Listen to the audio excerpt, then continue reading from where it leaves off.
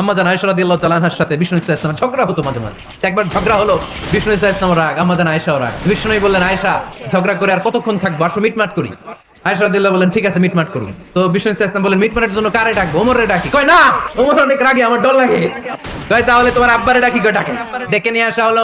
আবু বকর রাদিয়াল্লাহু তাআলা আনহু দাঁড়ালেন, আম্মা জান আয়েশা দাঁড়ালেন, বিষ্ণু নবীও দাঁড়ালেন। বিষ্ণু নবী বললেন, আয়েশা তোমার আব্বা আসছে, এবার ঘটনা খুলে বলার পালা, তুমি বলবা নাকি আমি বলবো?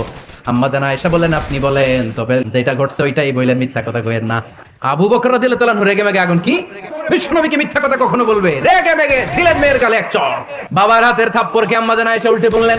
সাইয়েদনা আবু বকর রাগে গড়গড় করছেন, আবার মারার জন্য তেড়ে গেলেন। এবার বাঁচার জন্য আম্মা জান আয়েশা বিশ্বনবীর পিছনে যে আশ্রয় নিলেন, বিশ্বনবী বাঁচানোর জন্য দুই হাত মেলে দাঁড়িয়ে গেলেন। বিশ্বনবী যখন দুই হাত মেলে দাঁড়িয়ে গেলেন, সাইয়েদনা আবু বকর রাদিয়াল্লাহু আনহু থেমে গেলেন।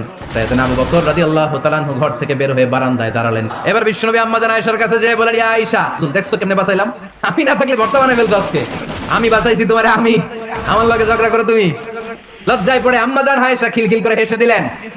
বিশ্বনবীও হেসে দিলেন।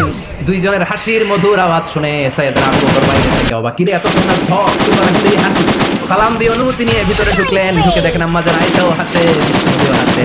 এবার সাইয়েদনা আবু বকর রাদিয়াল্লাহু তাআলা আনহু বললেন, ইয়া রাসূলুল্লাহ, দুইজন যুদ্ধ লাগলে মীমাংসার জন্য যেমনি আমারে ডাকেন, এরকম হাসি আর আনন্দের মুহূর্তেও আমারে একটু ডাইকেন।